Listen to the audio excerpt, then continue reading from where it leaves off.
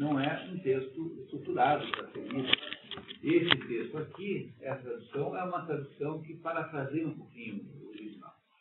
Você junta as frases, entendeu? Que é parafrasear lá, ele faz o copy-desk do original. Sabe o que é copy-desk?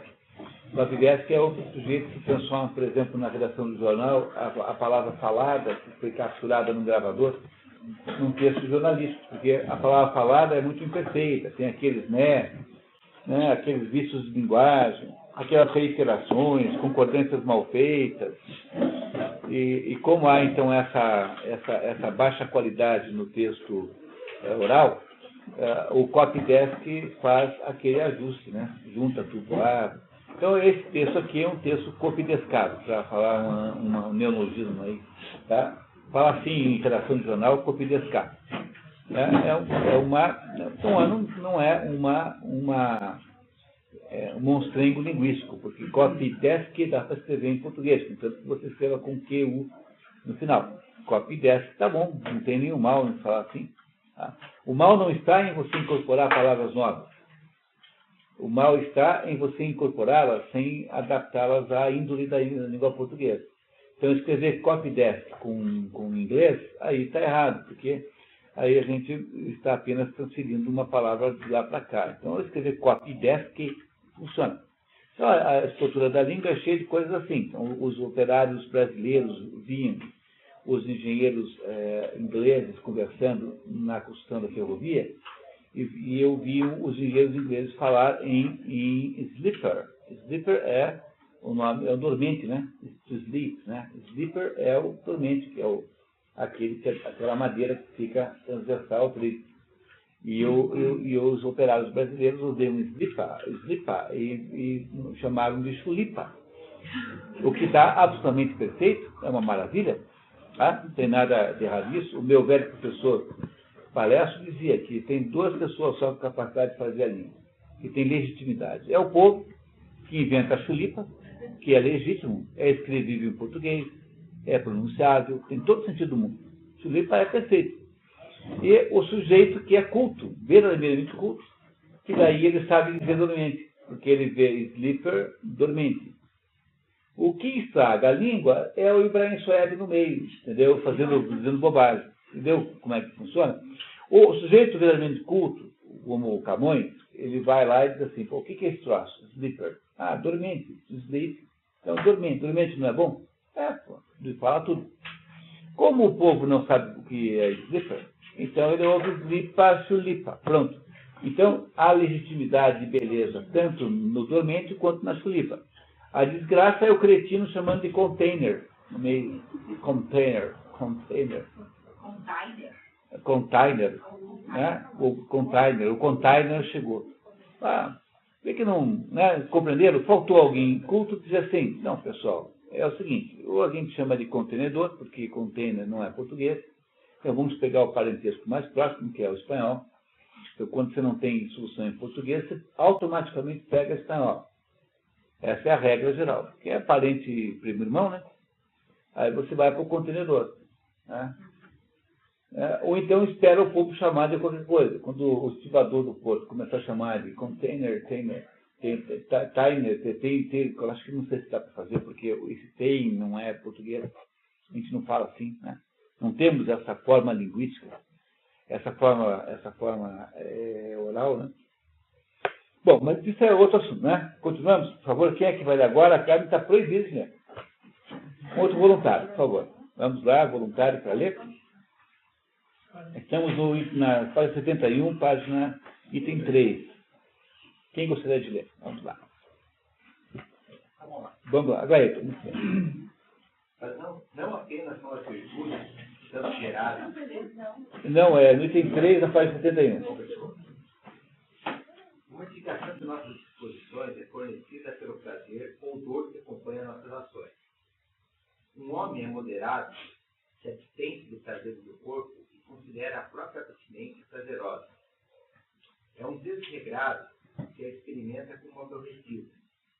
Ele é corajoso se encara o perigo com prazer. E aconteça o que acontecer, sem experimentar dor, covarde se o fizer experimentando sofrimento.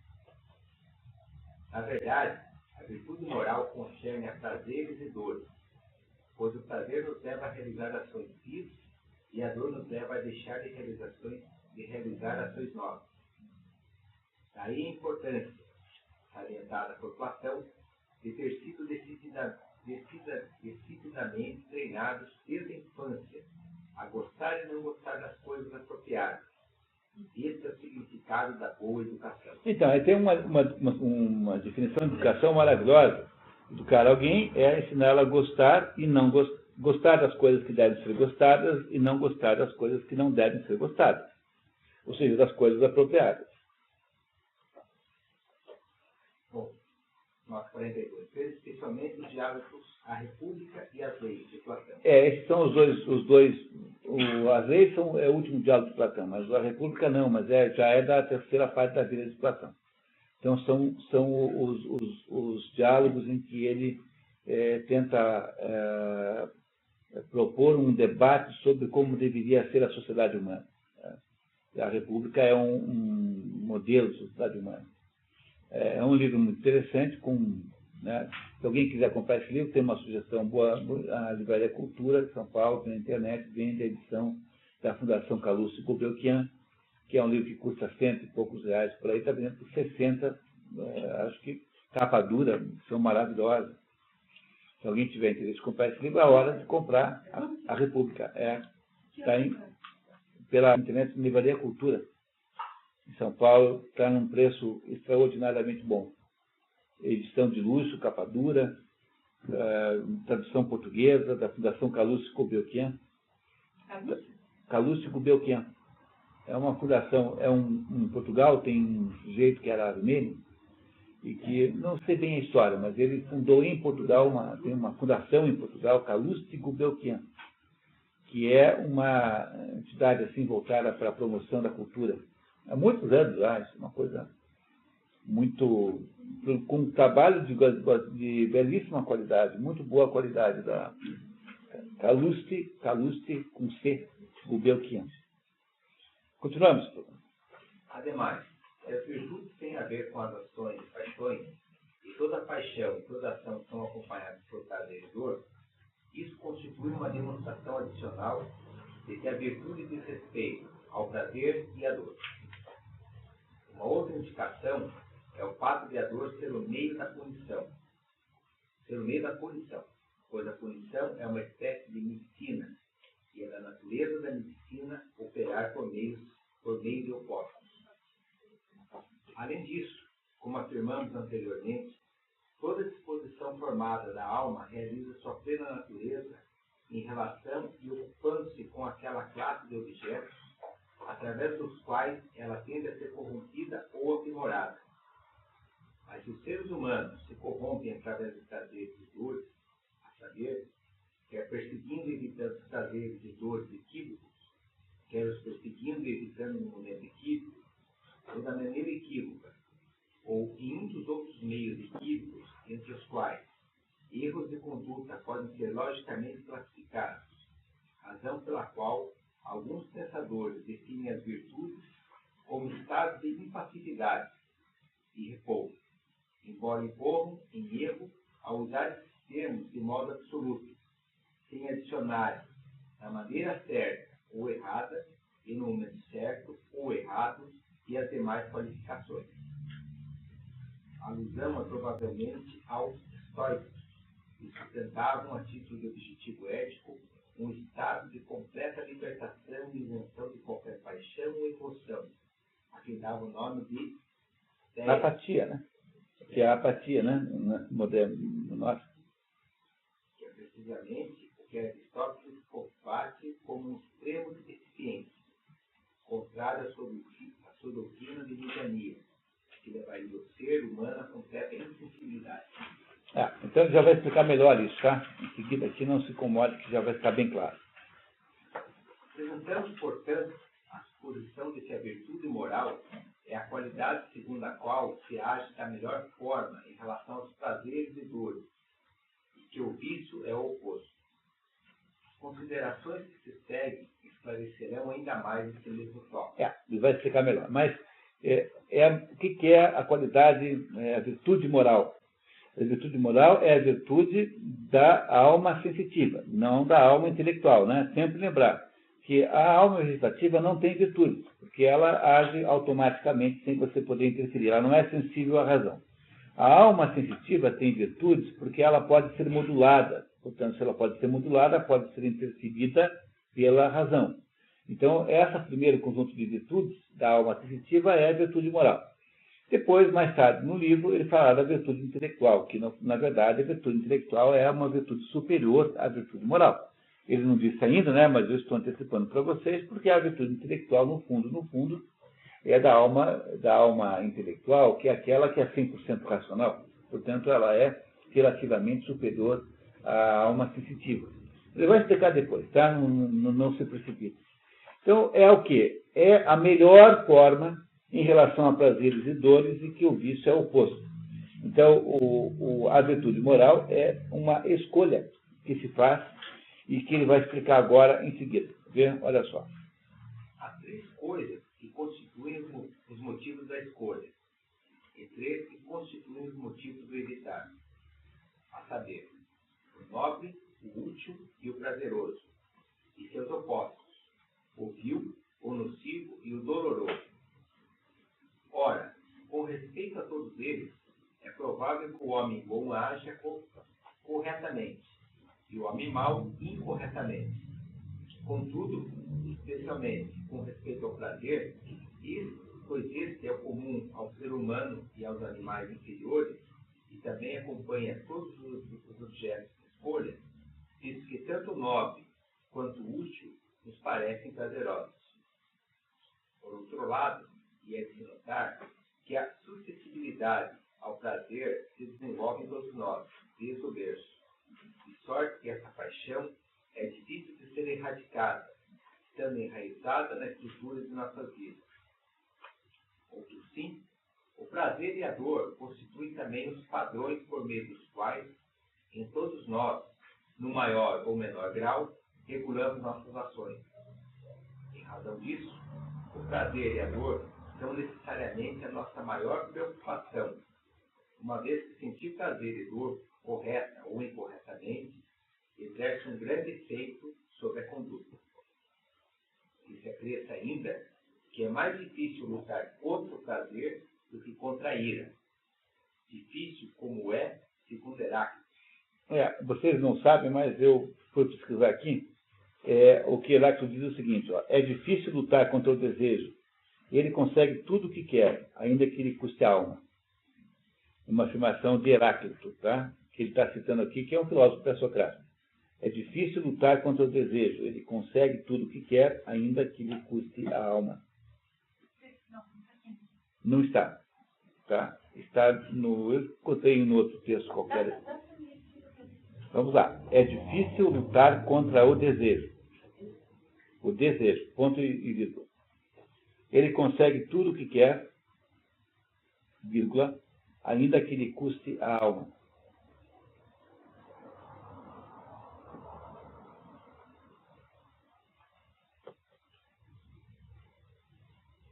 Portanto, já devem ter desconfiado que se o desejo é o maior motor mais potente da conduta humana, todo o processo moral está em controlar isso. Ou seja, está em produzir alguma solução que possa controlar e de alguma maneira, domar isso, né?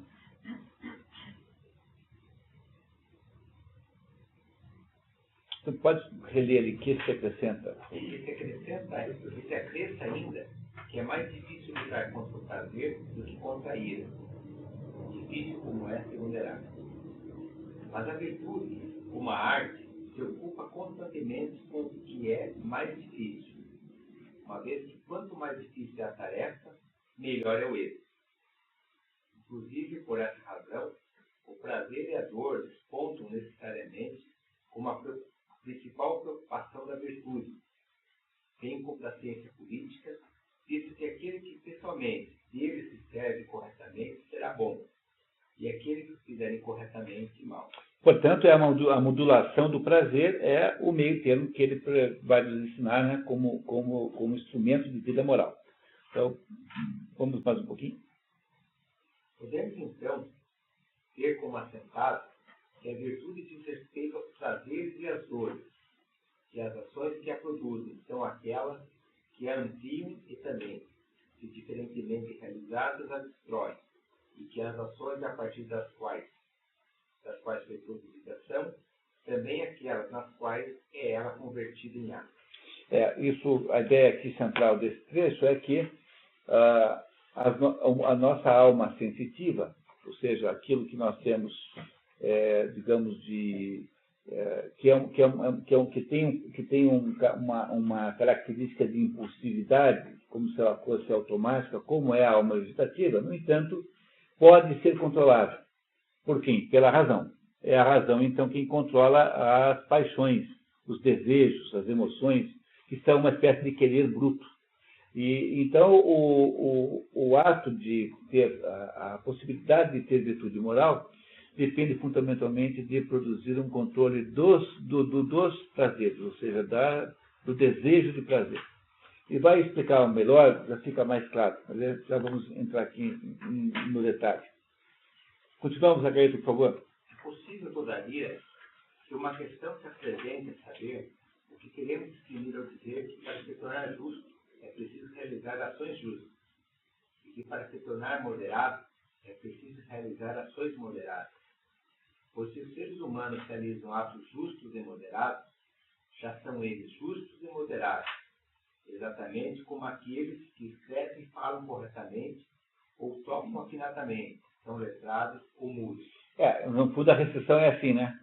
Ora, se para eu ser justo eu tenho que praticar atos justos, como eu posso praticar os atos justos se eu ainda não sou justo? Né?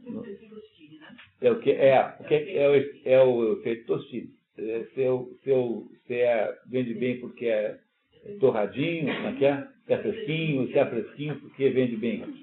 Então esse é o problema central aqui, que é o dilema do ovo da galinha, né? Não é isso também é o dilema do ovo da galinha? E vamos ver como é que ele resolve isso. Mas talvez não seja esse o caso até mesmo com as artes. É possível escrever ou falar uma palavra corretamente por acaso, ou porque alguém mais nos orientou a fazê-lo. Por conseguinte, alguém será um letrado somente se falar e escrever corretamente, tal como o letrado, ou seja, devido ao conhecimento gramatical que o próprio alguém possui. Quer dizer, você pode aprender. Você não ele quer dizer, como é que você resolve o dilema Tostines, né? Então, a galinha e o ovo nasceram juntos porque alguém os fez de uma vez só. E a galinha, quando nasce, tem potência de produzir ovos. Não é isso? E você não sabe o que fazer no dilema ético, você então vai lá e pergunta como é que deve fazer. Se você está com dúvida como é que faz, procura o padre e pergunta. Procura o seu mentor espiritual, procura uma pessoa mais velha. Alguém sabe, você pode aprender com a experiência alheia. Muito bem, continuamos. Outro sim, o caso das artes não é realmente análogo àquilo das virtudes. Obras de arte têm seu valor em si mesmo, de sorte a bastar de serem criadas, possuindo uma qualidade que lhes é própria. Atos, entretanto, que são realizados em conformidade com as virtudes, não são realizados justa ou moderadamente se eles próprios forem de um certo tipo, mas somente se o agente também estiver numa certa disposição de espírito ao realizá-lo. Em primeiro lugar, ele tem que agir com conhecimento. Conhecimento no sentido múltiplo da ciência ou consciência do que ele, o agente, está realizando. O ato em questão não deve ser inconsciente ou fortuito. E de ciência de que o ato é um ato correto, isto é, tem teor moral. Ou seja, o ato de um moral não pode ser um ato artificial. Quando um artesão faz alguma coisa, o marceneiro faz uma mesa, aquela mesa está desvinculada essencialmente do marceneiro. Ele fez aquilo pelas suas habilidades técnicas, mas aquele ato, aquela mesa não tem vinculação com a existência real do marceneiro porque eles estão separados. Agora, o ato moral não pode ser desvinculado da consciência moral daquela pessoa que fez. É por essa razão que, se você estende um pouquinho esse conceito, você vai perceber que o Libidache, por exemplo, que era um maestro romeno, achava que não se devia gravar música, nenhuma espécie, porque a música só tem valor enquanto é tocada, no momento em que é tocada. Antes disso, também havia, sabe quando foi que começaram a gravar concertos? Na época do Glenn Gould, lá por 40, alguma coisa, antes disso não tem gravação nenhuma, pouquíssima, porque havia a ideia de que concertos não devem ser tocados, não devem ser gravados. E o Celibidache achava isso agora até pouco tempo atrás, tanto é que só tem disco para vender do Celibidache, porque os filhos resolveram liberar as matrizes, tá? As gravações, porque o Celibidache vivo nunca deixou que alguém gravasse, publicasse, né? Que alguém editasse um disco seu. E a mesma coisa se pode dizer da filosofia. Quer dizer, a filosofia só acontece no momento em que ela vai sendo filosofada, porque o resto são cadáveres que a gente disseca. Não é isso? Mas a filosofia só acontece no momento em que ela é realizada em si própria, porque ela não é um objeto como o produto de um marceneiro, que produz uma coisa que é naturalmente separada dele. Então, o ato moral só faz sentido quando ele é resultado de um casamento entre o ato e a consciência moral do que faz, ou seja, ele é um ato verdadeiro, de prática. É isso que ele está dizendo aqui. Tá? Em segundo lugar, tem que eleger deliberadamente o ato e eleger o ato pelo próprio ato. E, em terceiro lugar, o ato tem que brotar de uma disposição de caráter estável e permanente. Para a posse de uma arte, não se reconhece em nenhuma dessas condições, salvo a mera qualificação do conhecimento. Para a posse das virtudes, contudo, o conhecimento tem pouco ou nenhum peso. Enquanto as outras condições, longe de detentoras de pouco peso, são sumamente importantes na medida em que a virtude resulta da realização regular de ações justas e moderadas. Quer dizer, a bondade só existe nos atos bons. Entendeu? Aqui, novamente, há implícita uma certa crítica ao seu professor Platão, que acha que existe uma bondade ideal em algum lugar, em algum momento, uma esfera da existência, né? Em alguma dimensão da existência, haveria uma bondade ideal. Pois a bondade, diz ele, só existe nos atos bons. Pela mesma razão pela qual a palavra cachorro não morde. Quem morde são os cachorros concretos, reais, existentes ali, concretos ali e tal, que podem ser pesados, vistos, fotografados e tal. Então, a bondade também, ela não é uma entidade abstrata, ela é uma bondade, é uma abstrata uma entidade que só existe na medida em que atos reais e concretos são bons. A mesma coisa não acontece com a mesa, porque o marceneiro produz uma mesa que se desvincula e passa a ter uma autonomia perante ele. Esse marceneiro vai morrer e a mesa continua. Por exemplo, todas as mesas aí que têm mais de 50, 60 anos foram feitas por marceneiros que provavelmente já morreram. Né? Os autores das mesas já foram embora. Mas o ato de bondade só existe associado concretamente com a pessoa que o faz. É isso que ele está explicando a diferença. Tá? Assim, ainda que as ações sejam chamadas de justas e moderadas, quando consistem em 10 atos que homens justos e moderados realizariam, o agente é justo e moderado não quando meramente realizar esses atos, mas quando se realizar da maneira que o homem justo e moderado os realiza. É, portanto, correto dizer que um homem se torna justo realizando ações justas e moderado realizando ações moderadas. E ninguém poderá, a mais remota chance de se tornar bom sem realizá-los. Mas a maioria dos seres humanos, em lugar de realizarem atos virtuosos, se dedicam à discussão da virtude, imaginando que filosofam e que isso os tornará bons seres humanos. no que agem como pacientes que ouvem meticulosamente ao que o médico diz, mas deixam completamente de cumprir suas orientações.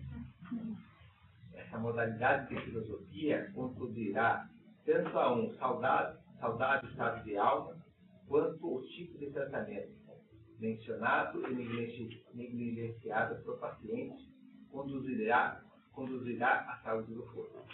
Não é como o mundo moderno, é? Bem assim. Isso tem 2.400 anos. Quer dizer, ficar debatendo bondade, direitos humanos, não sei o quê, é tudo frescura. Então, o sujeito lá fica debatendo na ONU direitos humanos, e a ONU produz, nas ações práticas, nas suas omissões, os maiores desacatos aos direitos humanos que você possa imaginar. Então, a conversa é em torno do conceito de bondade, mas o conceito de bondade não existe, muito embora seja um conceito platônico. Você compreende que aqui há dentro disso uma crítica ao Platão? Que há claramente aqui uma crítica ao Platão, que acha que é estupidez, ou Aristóteles acha, olha, é bobagem ficar discutindo a tal da bondade perfeita, aquela bondade que existe no mundo das ideias e dos conceitos, quando, na verdade, a bondade só é bondade quando ela é praticamente, na prática, bondade. É por isso que eu disse para vocês no começo da aula de hoje que é perigosíssimo que o sujeito que cumpre o esoterismo, o sujeito que vai lá, dá esmola, tá? Às vezes tem mais chance para o céu do que o sujeito que fica debatendo questões teológicas.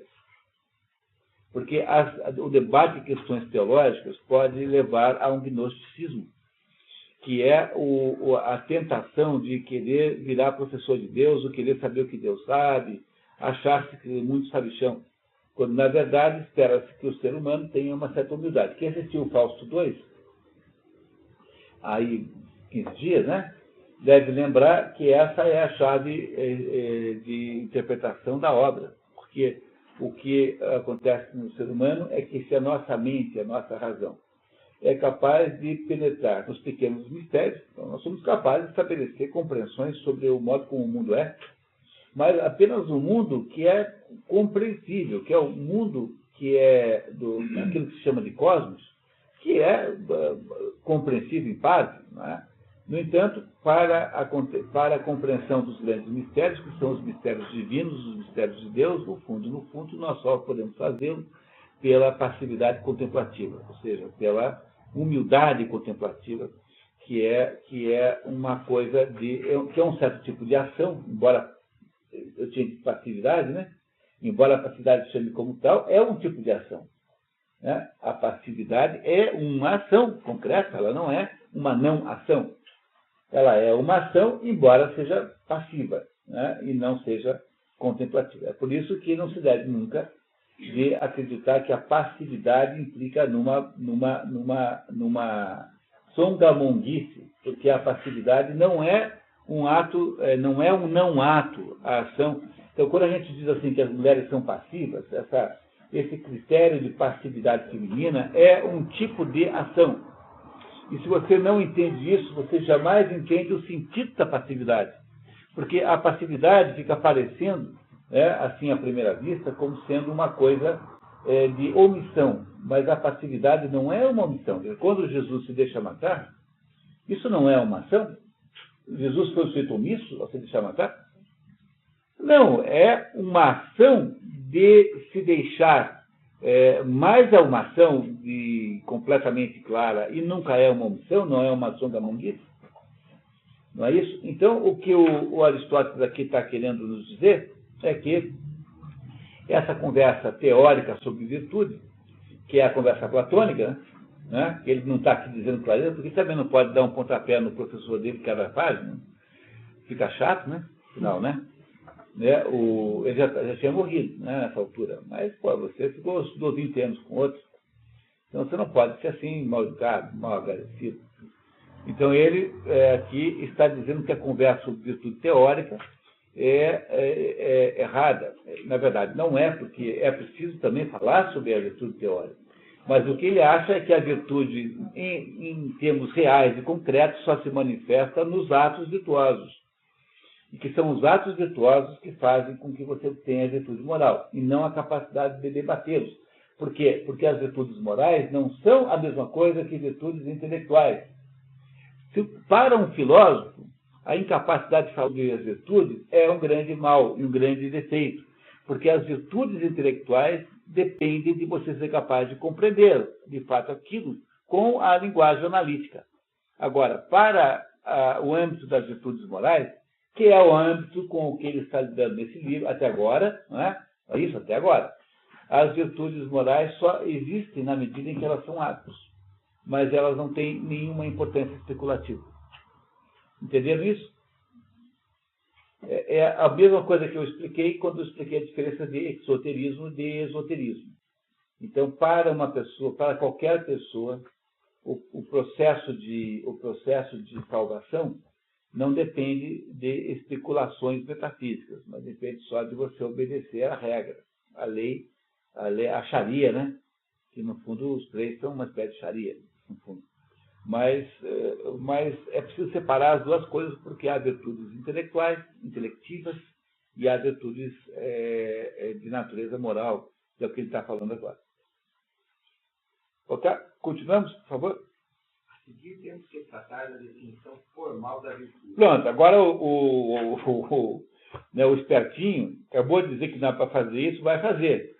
Não? O que é uma definição formal? Agora ele vai dizer, vai tentar, usando o próprio método de análise, vai estabelecer no método da palavra virtude. Mas veja, ele está fazendo isso porque ele é filósofo.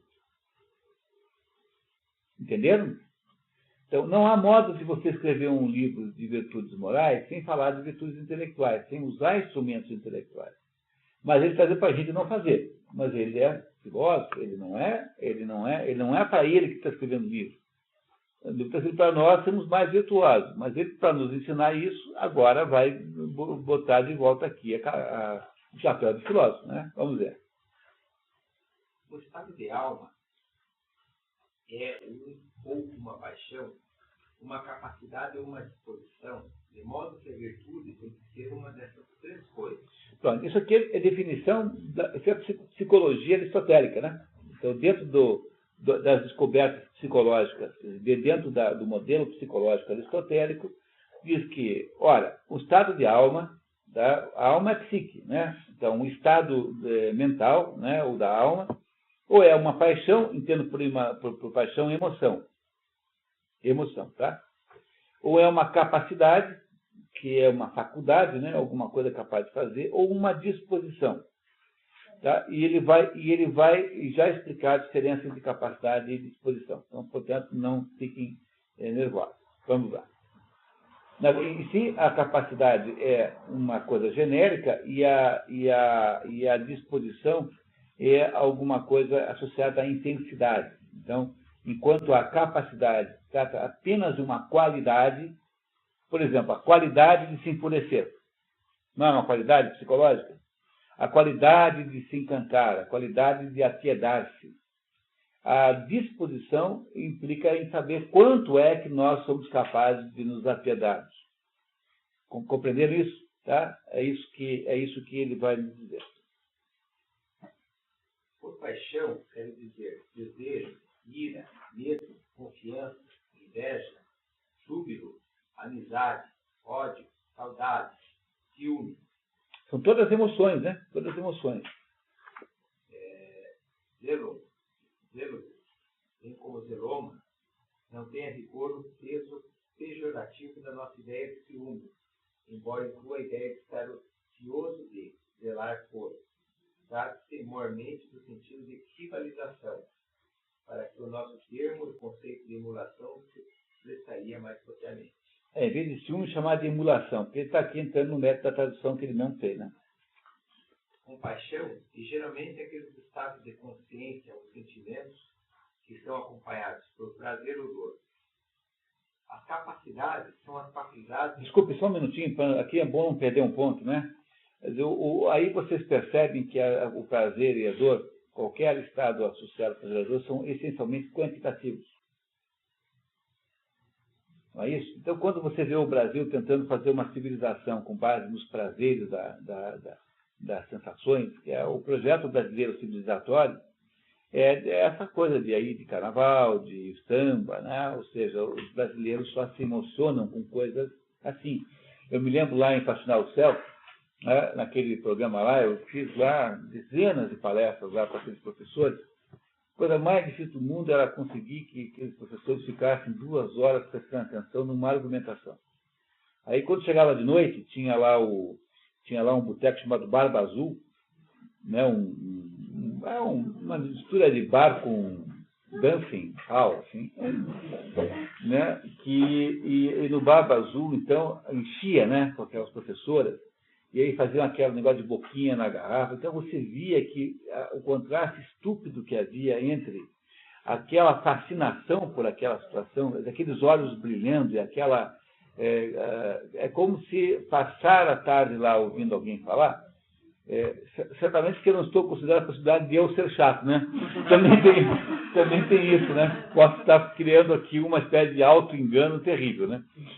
Vocês não pensaram, não falaram, mas pensaram. Mas havia um contraste incrível entre aquela situação absolutamente artificial e dificílima, um sofrimento de ficar 2 horas prestando atenção numa ideia, e uma espontaneidade encantadora que elas tinham. Elas se transformavam em outras pessoas. Então, o Brasil a proposição brasileira de civilizatória é essa, é de produzir uma sociedade baseada em prazeres, em deleites sensuais. E é por isso que aqui você tem essa epidermia, né? O negócio do calor, o negócio do carnaval, o negócio da praia. E o problema dessa proposição é que ela é civilizatoriamente impossível, porque a civilização depende de entidades qualitativas e não de entidades quantitativas. Você não produz uma civilização baseada em quantidade, porque a quantidade ela é a diferença entre o prazer e a dor, como aqui Tales Scott nos dizendo, depende exclusivamente da intensidade. E você vai do prazer para a dor em segundos. Quem duvida disso, tente comer 38 quindins para saber se não é assim. Quer dizer, onde é que está o prazer em comer quindins? Está em comer poucos, né? Porque mesmo que você goste muito de quindins, você não vai aguentar depois do 7º, 8º. Não é? Tá? A mesma coisa, eu sou um dos organizadores da Maratona de Curitiba. E a gente tem lá a maratona, que uma vez por ano vai em 10 barricas beber 30 chopp. Pouquíssimas pessoas conseguem chegar nesse grau de sofisticação. O lema da maratona é: não me lembro, mas participei. Então, o negócio da quantidade, os prazeres, e que às vezes prazer e dor é muito pequeno. É ridiculamente pequena. Pois não. Eu estava até vendo agora esses dias dos jornalistas. Pensei que você ia fazer uma pergunta sobre a maratona. Quando que é? Quando que é a próxima? Onde que é? Não, o jornalista estava dizendo, assim, criticando a educação, dizendo que o problema da educação é que as aulas não são prazerosas. E por causa disso, a educação vai mal. Porque as pessoas deveriam dar aulas mais prazerosas, porque daí os alunos conseguiriam compreender melhor e ter o melhor. Sabe quem é o autor disso? É esse fulano aqui, ó, chamado Comênius. Esse sujeito aqui, no Renascimento, esse Jan Amos Comênius, que é acho que é tcheco, alguma coisa. Esse nome é em latim, né? Tem um nome eslavo. Esse sujeito escreveu isso que você está dizendo, exatamente assim. Quer dizer, ele acha assim: eu inventei um método da aula ser prazerosa, envolver todo mundo.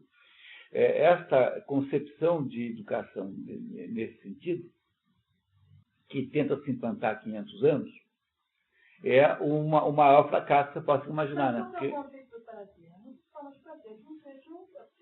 Pois é, mas isso é verdade, né? Mas o que o menos quer é que seja uma aula agradável, tanto para professores quanto para alunos.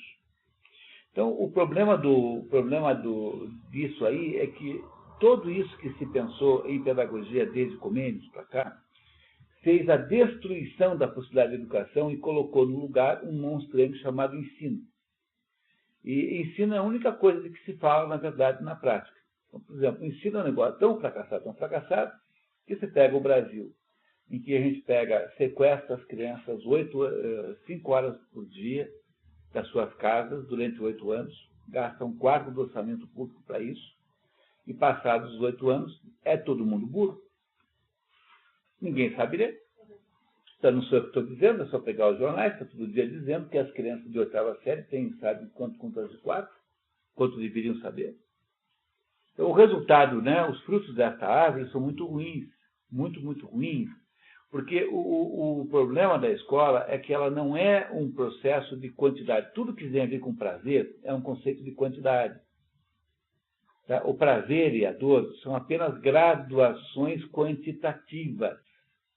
Então, o problema do aprendizado, da educação verdadeira, é que ela não lida com quantidade, lida com qualidade. Lida com a virtude que é qualitativa em si. No entanto, não é toda vez que você está pensando na quantidade, você só está desvirtuando da virtude, porque, no fundo, ele vai explicar em seguida, a virtude é aquilo que está no meio dos dois exageros que estão nas pontas. Então, a visão da escola como... Não estou dizendo para ter uma aula chata e suportável, estou dizendo que não é esse o objetivo da escola. A escola não foi feita para divertir ninguém, a escola foi feita para ensinar determinadas qualidades. O abandono da ideia da qualidade, que era uma ideia predominante na Idade Média, com a ideia das artes liberais, né, o trivium e o quadrivium, e pela substituição disso por uma experiência agradável, destruiu completamente a possibilidade de educação. Quem é que destruiu? Esse cavaleiro aqui, ó. Esse livro aqui é escrito por esse Plevaux, que é um sujeito que gosta do Comênios. Então, eu peguei logo esse livro aqui, que é de um adepto, né? Porque o Comênios é desconhecido, ninguém sabe que ele existe. Mas esse homem aqui é o padroeiro da educação moderna, e é ele, tanto é que a Unesco dá o seu maior prêmio esse nome, Medalha Comênios. Tá? Esse Comênios aqui, que é o inventor dessa proposição. É profundamente anti-aristotélica, né? Não é isso? É profundamente anti-aristotélica. Mas continuamos. Capacidades são as faculdades em função das quais se pode afirmar de nós que somos suscetíveis às paixões, por exemplo, sermos capazes de sentir ira, dor ou compaixão. Dor. Embora Beck registre sinais, helenistas como Rousseau e Haeckel indicam ou sugerem o desinais, o que acolhemos por uma questão de coerência interna do texto, já que para Aristóteles a dor não é propriamente uma paixão, mas sim um medo. Phobos, né? O betinai, phobos, né? Medo. Não é isso? Quer dizer, aí o conceito, essas palavras gregas, todas elas têm uma complexidade de sentidos que a tradução resolve mal, né? Por isso que de vez em quando tem que explicar melhor. Entendeu? Então, na verdade, essa dor aqui seria mais medo, se fosse traduzir, digamos assim, mais preocupado com o sentido verdadeiro do que a aparência da palavra. Então, ele acabou de dizer que capacidade são as faculdades em função das quais você pode afirmar que nós somos sensíveis.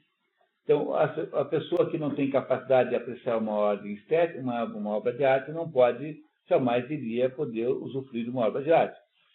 Nós temos várias capacidades. Nós somos, olha, o que nós somos? Nós somos quem somos. Tá? Qual é a ideia central? Nós somos quem somos.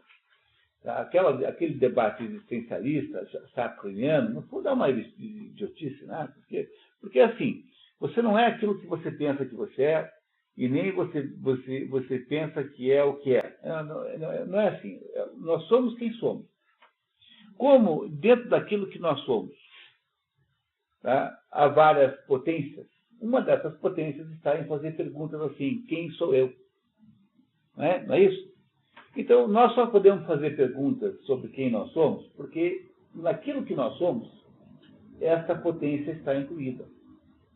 Certo? Não parece completamente defensável essa ideia? Bom, mas o fato de que eu posso fazer perguntas sobre quem eu sou, não significa que eu saiba encontrar as respostas certas. Pode ser que eu descubra isso em parte, pode ser que eu me equivoque completamente. O geneticista que acha que ele é uma somatória de genes, 93% é parecido com uma centopeia, talvez esteja dizendo a si próprio que ele é 93% centopeia e 7% jumento. Não é? Que é o que é quem afirma uma coisa dessa. Muito bem, né? Seguramente. Né? Então, o fato de que eu sou capaz de perguntar quem eu sou, não significa que eu vá descobrir quem eu sou. Mas mesmo que eu descubra uma explicação errada sobre aquilo que eu sou, eu não me transformo numa coisa diferente do que eu sou por causa disso. Não é isso? Então, essa é a miséria do conhecimento humano. Porque mesmo que eu não saiba quem eu sou, porque eu não sei responder a pergunta, embora tenha a potência de fazê-la, porque eu tenho a potência de fazer a pergunta, mas eu não tenho a potência de achar a resposta. Porque se eu tivesse a potência de achar as respostas todas, eu seria Deus e não seria ser humano. Então, nós não temos a potência do conhecimento total. Temos a potência de um certo conhecimento. E o fato de que eu descubro o que eu sou de modo imperfeito, não me transforma numa outra pessoa, numa outra coisa. Quer dizer, eu não me transformo numa torradeira, porque eu acho que sou uma torradeira. Não é isso? Quer dizer, na hora que eu concluo que eu sou uma torradeira, por essa ou aquela razão, sempre tem um maluco que é capaz de concluir uma coisa dessa. Né? Então, na hora que eu concluo isso, eu não me transformei numa torradeira. O fato de eu ser maluco não me transforma fisicamente numa outra coisa que eu malucamente penso que sou. Não parece uma coisa completamente simples? Mas esse raciocínio é um mistério no mundo contemporâneo. Olha, de modo geral, a maior parte dos filósofos, das pessoas que são capazes de fazer esse raciocínio.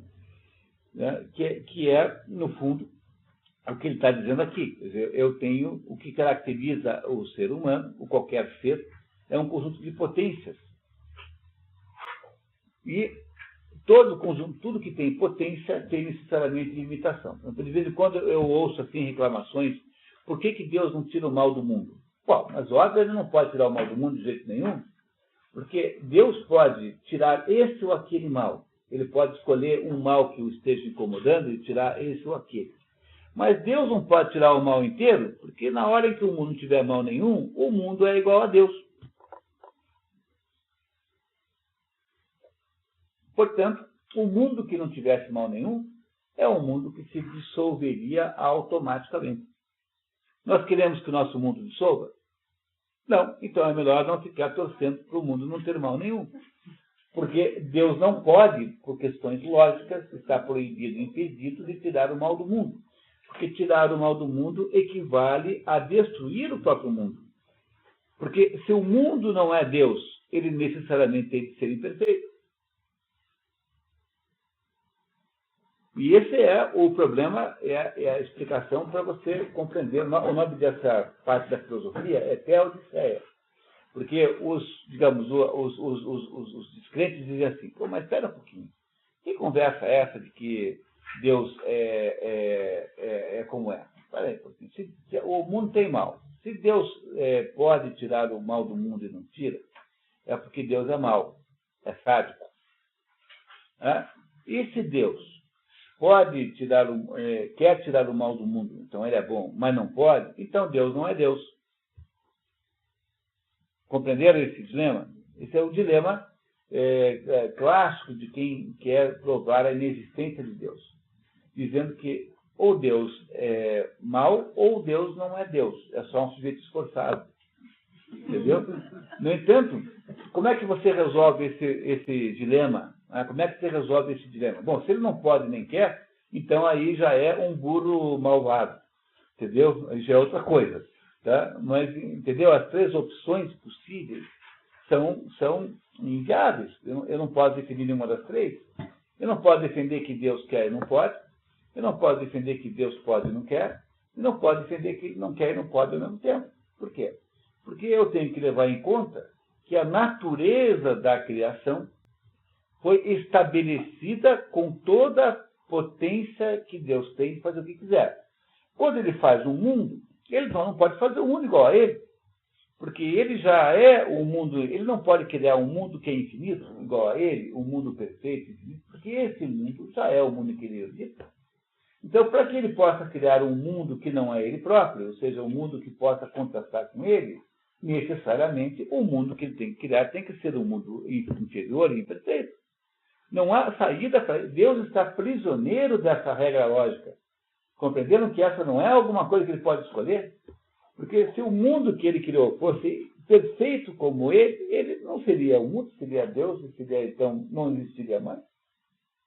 Para que esse mundo possa existir, olha pessoal, olha só, olha que conclusão importante. Para que esse mundo possa existir, ele tem de ter algum aspecto mal. Senão ele não pode existir de modo nenhum.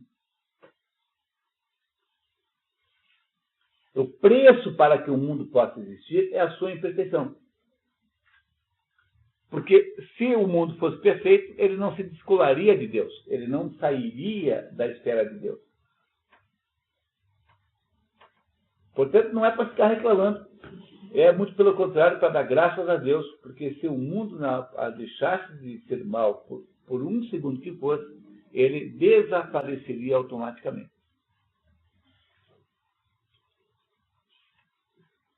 Viu só? A gente vai sair hoje contente com as imperfeições do mundo, pelo menos isso. O quê?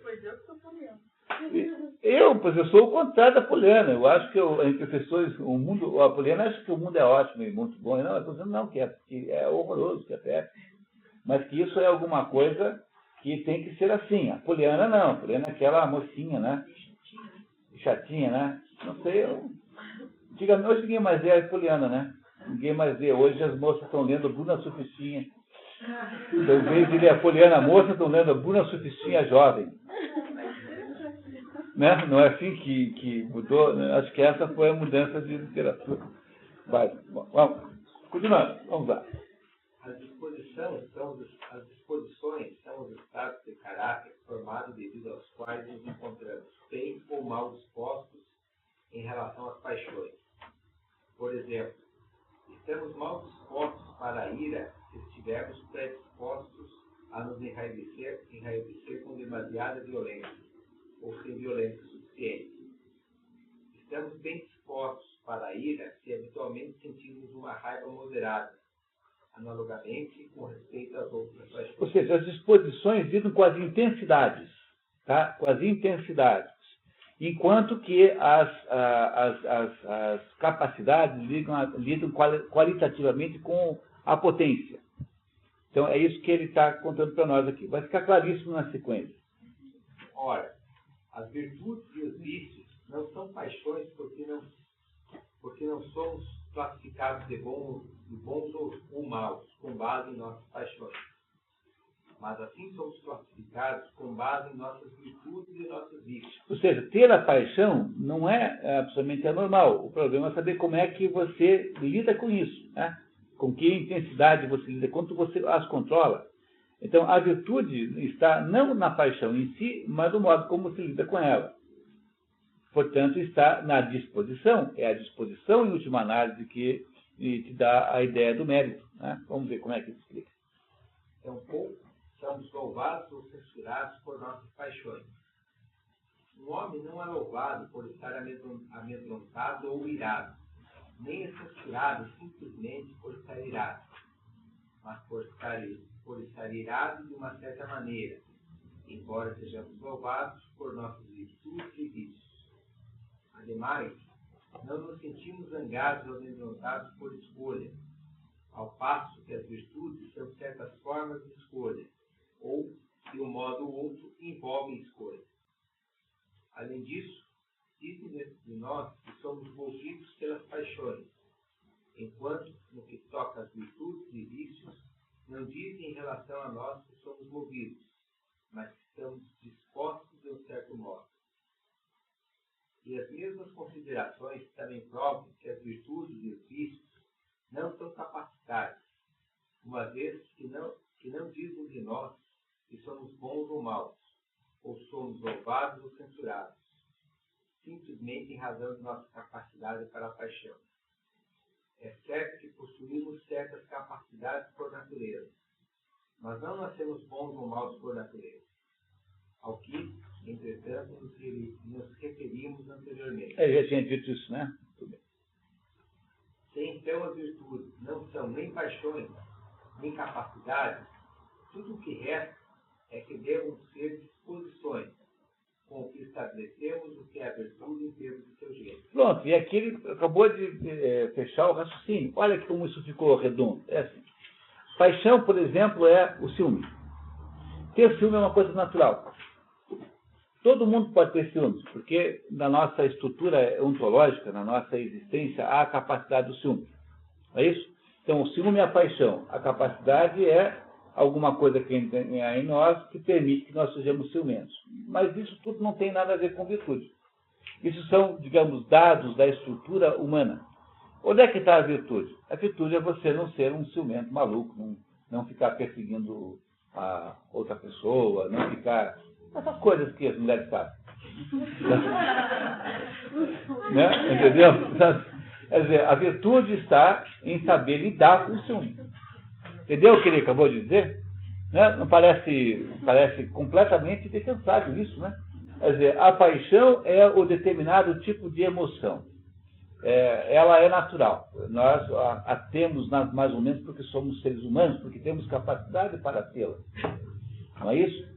Tá? E onde é que tem virtude? A virtude está não em ter a paixão ou não, não em ter capacidade ou não, mas lidar com a paixão na hora que ela vem. Por exemplo, a ira. Ira é uma paixão humana.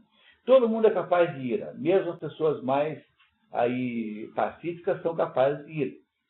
Não é isso? No entanto, a virtude humana não está em tê-la ou poder tê-la. Ou a virtude humana está em, ao se defrontar com ela, lidar com ela da melhor maneira possível. Por isso é que as virtudes dependem essencialmente de intensidade. Porque ele está, na verdade, tentando dissecar a palavra virtude. E para poder provar sua tese sobre o que é virtude, ele precisa dizer que você, no fundo, só administra a intensidade em que aquela coisa acontece. É isso que ele está dizendo aqui, o que ele vai chamar de justo meio, né, de ponto mediano. Vamos ver em seguida como agora fica completamente claro. Aglaeta, por favor. Mas não é suficiente meramente definir a virtude genericamente como uma disposição. É necessário que digamos também que espécie de disposição é essa. É imperioso, então, estabelecer como premissa que toda virtude exerce um efeito duplo sobre a coisa a qual pertence. Não torna apenas a própria coisa boa, como também faz com que ela desempenhe sua função bem. Por exemplo, o efeito da virtude, excelente, no olho, consiste em que o olho seja bom e funcione bem, visto que ter bons olhos significa ter boa visão. De modo semelhante, a virtude, excelência, no cavalo, faz dele um bom cavalo, e também bom no galopar, no carregar o cavaleiro e no enfrentar o inimigo. Se isso, por consequente, se revela verdadeiro com respeito a todas as coisas, a virtude, excelente, um ser humano será a disposição que o torna um bom ser humano, e também o fará desempenhar sua função bem. Já indicamos o significado disso. Porém, mais luz será arrojada à matéria se examinarmos o que constitui a natureza específica da virtude. Então, sem ação não há virtude. Está aqui retomando aquele tema lá de crítica ao platonismo, né?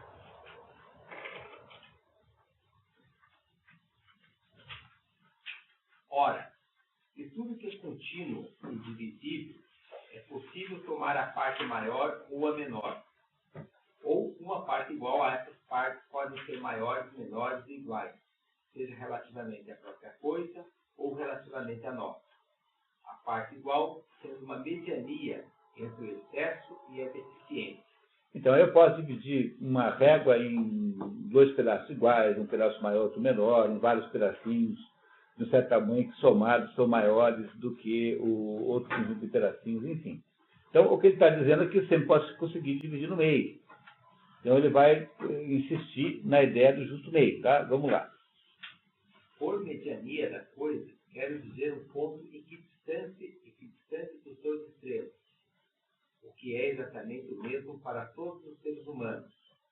Pela mediania relativa a nós, entendo aquela quantidade que não é nem excessivamente grande, nem excessivamente pequena, o que não é exatamente o mesmo para todos os seres humanos. Quanto é que é bom cerveja? Tomar cerveja. Para a média das pessoas pode ser 3 litros. Isso é muito, né?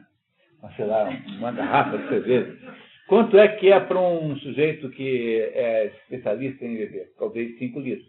Então, há uma média que é uma média igual para todos os seres humanos, mas há uma média em relação a nós. Ou seja, existe aí uma determinada medida que é aquela que se aplica ao caso particular e não ao caso geral, tá? Que é o que ele vai explicar agora, tá? Dando um exemplo aqui de atletismo. Por exemplo, suponhamos que 10 seja muito e 2 pouco.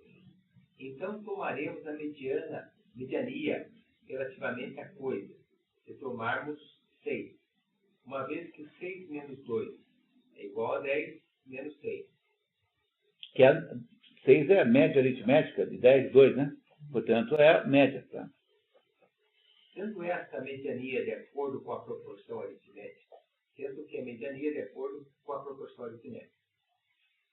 Mas não podemos chegar, por meio desse método, à mediania relativa a nós. Porque nós podemos achar que 6 não é bom. Aí vamos ver, talvez quando vai para um caso especial é diferente.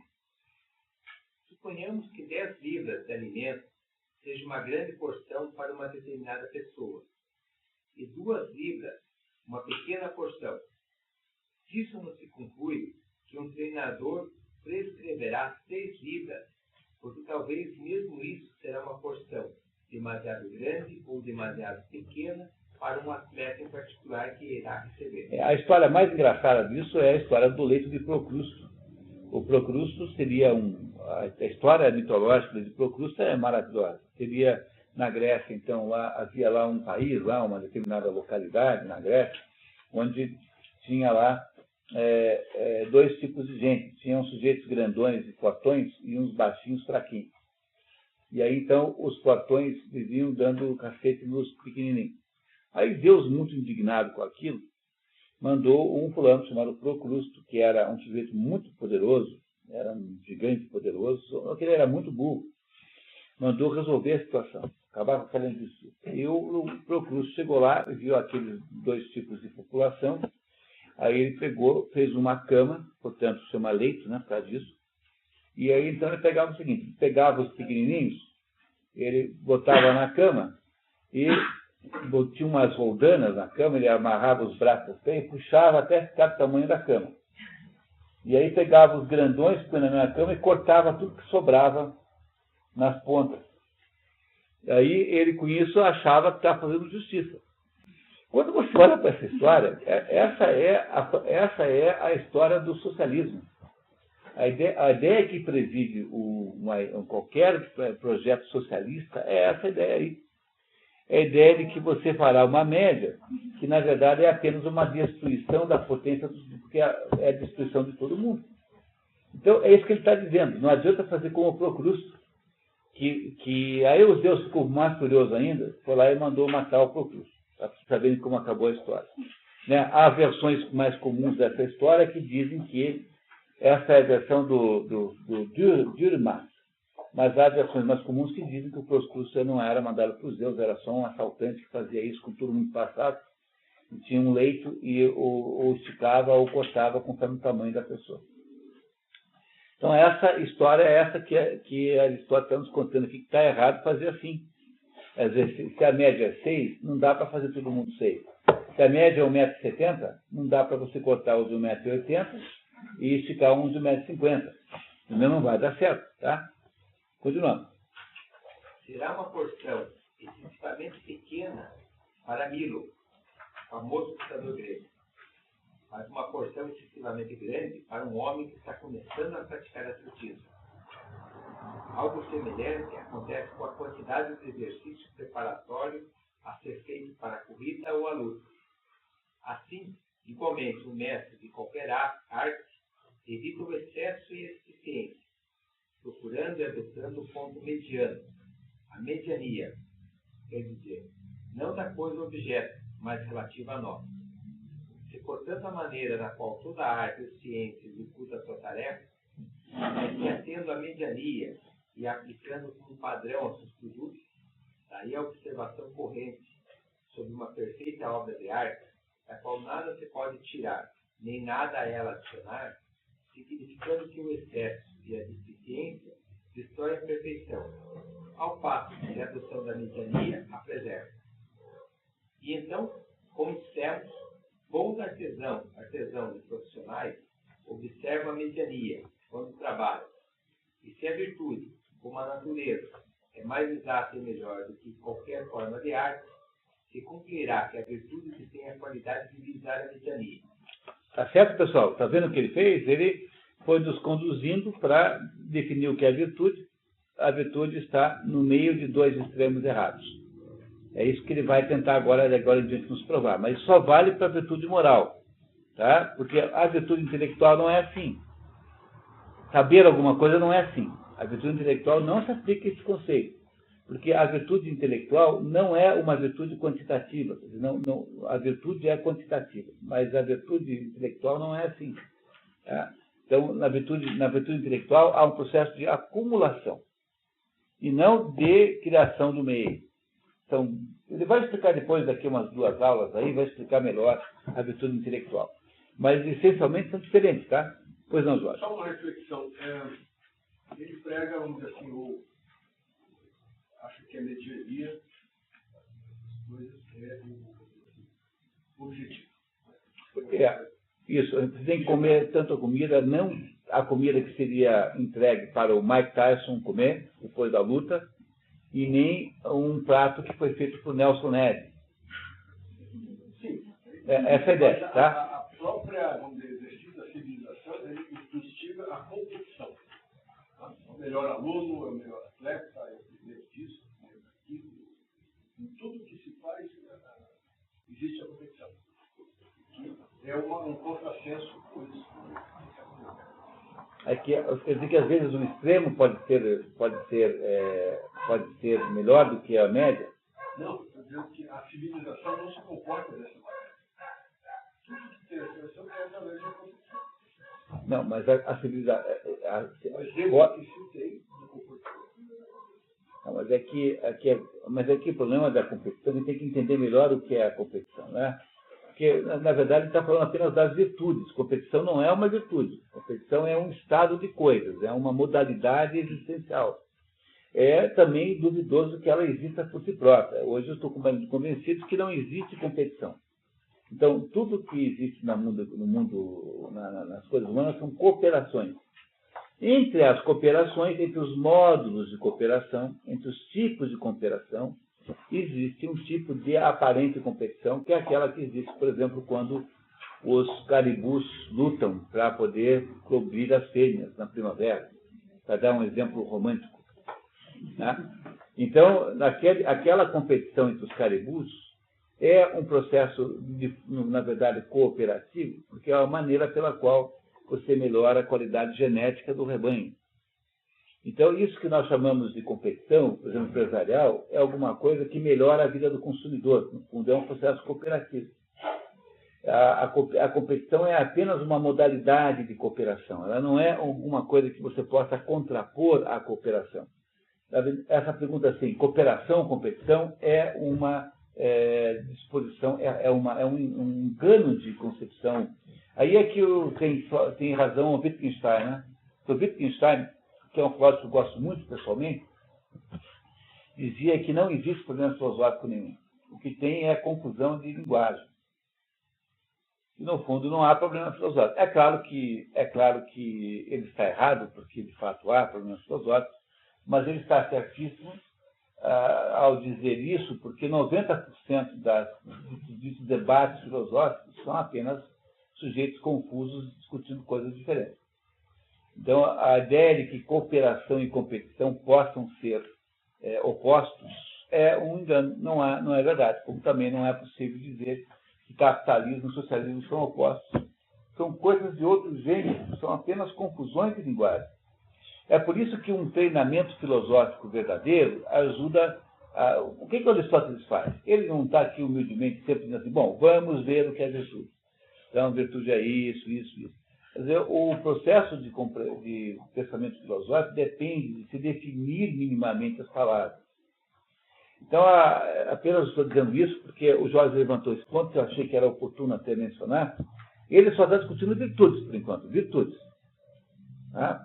Então, vamos ver o que ele... Mais um pouquinho, Jorge, vai ficar clara a tua dúvida, se é que eu entendi bem. Tá? Vamos mais um pouquinho aqui. Eu me refiro à virtude moral, ou seja, a teoria da mediania não aplicável às virtudes intelectuais. Porque elas são de outra natureza, tá? Compreenderam? Porque as virtudes morais, elas são modulações de impulsos ligados à busca do prazer, por exemplo. Nesse ponto, Aristóteles é meio freudiano, assim. Né? Pensando bem, né? Entendeu? Como as virtudes morais são moderações de impulsos, então você tem sempre um meio termo entre o quê? Entre a deixar-se dominar pelo impulso, completamente, ou impedir que o impulso exista, de qualquer maneira. Que são duas maneiras completamente erradas de fazer. Por exemplo, se você ter raiva, você não pode viver sem alguma raiva, tem que ter. Ninguém pode viver sem a capacidade de indignação, tem que ter.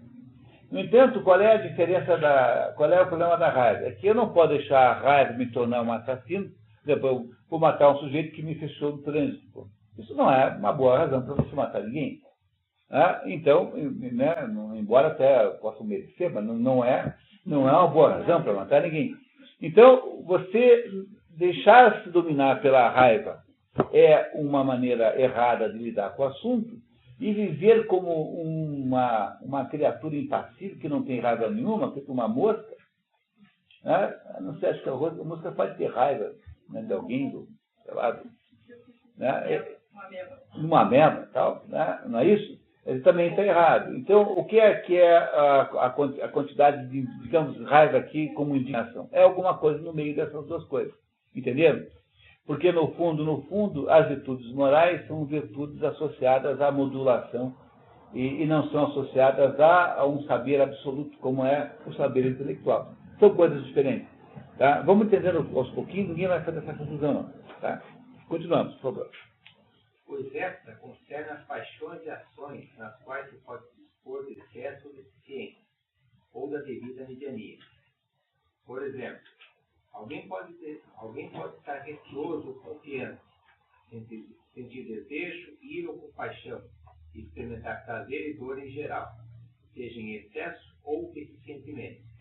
Em ambos os casos, indevidamente, ao passo que experimentar esses sentimentos na ocasião certa, oportunamente, em relação às pessoas certas, para o propósito certo e na maneira certa, corresponde a sentir a medida melhor dele, a qual é a quantidade média, sendo que a melhor medida, a quantidade é, evidentemente, a marca da virtude. E é por isso que o Hamlet diz que é preciso ser cruel para ser bom. Porque a crueldade pode ser usada de modo virtuoso dentro de determinadas circunstâncias e com certa intensidade. Isso eu aprendi na vida, né? Se tem, por exemplo, lá um funcionário que não é incapaz de atingir é muito melhor mandá-lo embora, mesmo que seja meio cruel, do que manter aquela pessoa prisioneira de uma mentira qualquer. Ela não jamais será capaz de fazer aquilo. Às vezes é assim que você aplica isso, não é? Às vezes a bondade é exatamente o contrário. É o Príncipe Mishkin, do Idiota, que é o próximo livro do nosso programa de expedições. O Príncipe Mishkin é a pessoa perfeita, é o ser humano ideal. No entanto, ele é a origem de uma tragédia. Porque, às vezes, você ser excessivamente bom pode ser a pior de todas as medidas que você possa fazer. É isso que ele está dizendo, que a virtude é uma modulação de uma determinada emoção. E que, portanto, as virtudes morais se ocorrem num aspecto de moderação. Não é? É mais ou menos isso. Tá? Analogamente, pode haver excesso, deficiência e a devida mediania nas ações. Ora, paixões e ações são os objetos com os quais a virtude está envolvida. E nas paixões e ações, o excesso e a deficiência são erros, enquanto a medida mediana é louvada e constitui o êxito. Que se acrescente e ser louvado em lograr o êxito são ambos marcas da virtude. A virtude, portanto, é um estado mediano, no sentido de que é ela apta a avisar a mediania. Outro sim, o erro é multiforme, pois o mal é uma forma do limitado, como conjecturaram os pitagóricos, e o bem uma forma do limitado. Ao passo que o êxito somente é possível de uma única maneira, razão pela qual é fácil falhar e difícil de ter êxito. Fácil errar o alvo e difícil acertá-lo. E com isso, contemplamos uma razão adicional do porquê o excesso e a deficiência são uma marca do vício, e a observância da mediania uma marca da virtude. Ou seja, simples é bondade, múltipla a maldade. Verso do livro dos Princípios. Porque a mediania é um ponto só no meio, mas os extremos podem ir para contra os lugares forem. Quer dizer, os extremos não têm limite, mas o bem tem limite. A mesma coisa acontece na prática com o problema da inteligência. A inteligência sempre tem um momento, né? A inteligência está sujeita à lei dos rendimentos decrescentes, que é uma lei econômica, né? Você, quando começa a correr, por exemplo, se você sair correndo pela rua, a primeira quadra você faz em, sei lá, 40 segundos, a segunda em 50, a terceira em 1 minuto e meio, a quarta quadra enfim, aí eu já tenho que chamar a ambulância, mais ou menos, né? Mas, então, há um rendimento decrescente que acontece aí com a inteligência. A inteligência tem limite, mas a burrice não tem ponto de inflexão nenhum. É uma curva que pode ir diretamente para o infinito, né? Você sempre consegue ser mais burro do que você é hoje. Mas inteligente não. Inteligente é um negócio que tem um ponto que acaba. Você não consegue dar mais. É uma desgraça isso. É isso que ele está dizendo. Tá? Aplica-se o mesmo critério à burrice e à inteligência. Tinha um teatrólogo alemão chamado Rainer Müller, que era um sujeito muito mal criado, que dizia que o problema dos políticos é que 10 políticos reunidos conseguem ser mais burros do que um sozinho. Você reúne 10 e dá né, é uma burrice maior do que um só conseguiria sozinho. Diga, Mônica. Mesmo que a inteligência é limitada? Ela tem um limite, claro que sim. Você tem uma hora que você não consegue passar aquilo. A tua inteligência. Porque, veja como é que nós vamos definir inteligência, né? A inteligência no sentido de capacidade de compreender a realidade, ela é profundamente limitada. Se a nossa inteligência fosse limitada, nós seríamos Deus, não seríamos homens. Então, onde é que a sua inteligência vai bater no teto? Ela vai bater no teto de todas as tensões inexplicáveis. A hora que você descobre que nós somos, ao mesmo tempo, seres extraordinariamente especiais, que somos seres feitos à imagem e semelhança de Deus, e que nos disseram no cristianismo que nós não somos desse mundo, mas estamos nele, aí você se depara com o seu contrário, que é a ideia de que pubis est et ad pulverem revertere. Então, você ao mesmo tempo que nós somos um pouco de cinza, nós também somos anjos. Quando Platão diz que nós somos o intermediário entre os animais e os anjos, por exemplo. Como é que você decifra esse mistério? O problema central é que não dá para decifrar. E a primeira condição para alguém conseguir ter alguma espécie de pensamento filosófico na vida é aceitar que tudo flutua num mar de mistério. Se você não aceita isso, a pretensão de que tudo possa ser compreendido é uma pretensão gnóstica, uma pretensão não é na verdade, a primeira coisa que é uma espécie de pecado de soberba, né? É um pecado intelectual de soberba. porque, no fundo, o nosso poder de compreender é absolutamente limitado. Então, demorou 2000 anos para pessoas inteligentíssimas conseguirem estabelecer algumas interpretações sobre fenômenos místicos na igreja. No entanto, a capacidade da dupla Beto-Bot de dizer cretinices e bobagens sobre isso é infinita. Eles vão escrever um livro por ano. O resto dos séculos sempre conseguirão dizer mais bobagem a respeito disso. Entenderam a diferença? É a mesma coisa que acontece aqui. A maneira certa de fazer é limitada, porque ela é como se fosse um ponto médio no meio de uma curva. No entanto, todos os outros pontos estão errados. Compreenderam? Eu tenho um ponto só que é o certo. Se um ponto só está certo, o que acontece com todos os outros? Estão errados. Alguns muito errados, os mais distantes daquele ponto, outros menos. Mas a realidade é que há mais possibilidade de errado que de acertar. Não é assim. Por isso que sempre, quando o vestibular tinha aquelas respostas múltiplas, o sujeito que tirasse 0 tinha que ser aprovado com nota 10. Porque se o sujeito tirou 0, é porque ele sabia onde é que estavam as setas. Ele impediu, ele desviou. Pensando bem, né? É verdade, né? Claro que é óbvio. O sujeito que tira 0 no vestibular de múltipla escolha tem o mesmo mérito que tira 10. Né? Muito bem. Continuando. Seria um ato de grande sabedoria estabelecer isso. Tá? Se tirou 0, está aprovado com laudo. Tá?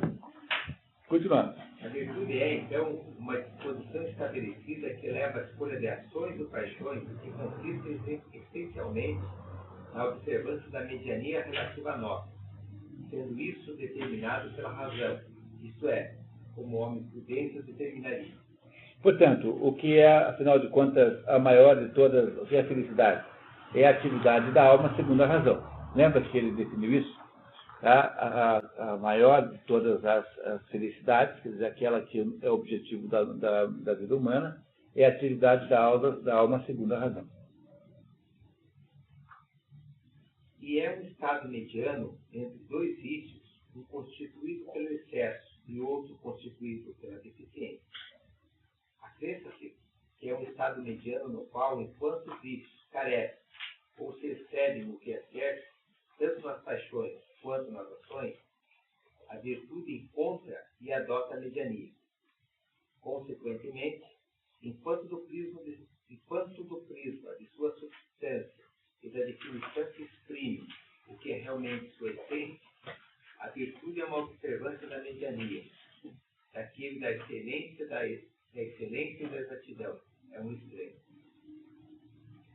Todavia, nem toda ação ou paixão admite a observância de uma devida mediania. Tá vendo? Aí, tomar cuidado, isso aqui é importantíssimo, né? Nem toda a ação ou paixão é resultado de uma mediania. Algumas não admitem. Com efeito, a própria designação de algumas implica diretamente o mal, tais como a malevolência. Pode deixar a nota, não tem importância. A impudência. Impudência. Impudência é a qualidade de quem não tem pudor, é quem é sem vergonha, assim, desavergonhado. Uma pessoa que faz coisas sem se preocupar, né? Tem coragem de fazer coisas absurdas. A inveja. E entre as ações, o adultério, o roubo e o homicídio. Todas essas e outras ações e paixões semelhantes são condenáveis como sendo más em si mesmas. Não é o excesso ou a deficiência delas que condenamos.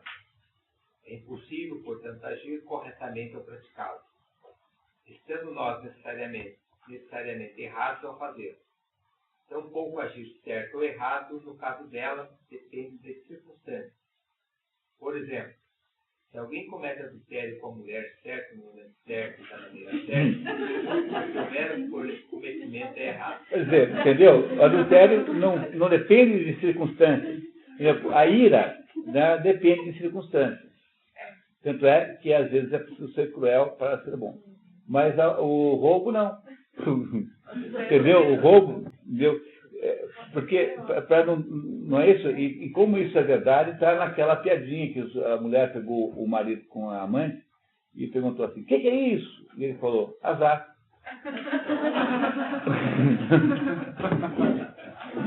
Porque certamente é azar, né? Nesse sentido, né? No sentido de que não está certo, mas deu um azar. Está errado, mas deu azar. Essa que é a ideia. Quer dizer, não adianta você defender essas coisas, não são relativizáveis. Né? Continuando. Poder-se-ia também supor que poderia haver uma devida mediania, excesso de eficiência em atos de injustiça, covardia ou desregramento, que implicaria que alguém poderia contar com uma quantidade média de excesso e de deficiência, uma quantidade excessiva de excesso e uma quantidade deficiente de deficiência. Mas tal como não pode haver excesso de deficiência na temperança e na justiça, porque a mediania é, em certo sentido, um extremo, não pode haver qualquer observância da mediania, nem excesso, nem deficiência nos atos viciosos correspondentes mencionados acima, que, uma vez cometidos, estão errados.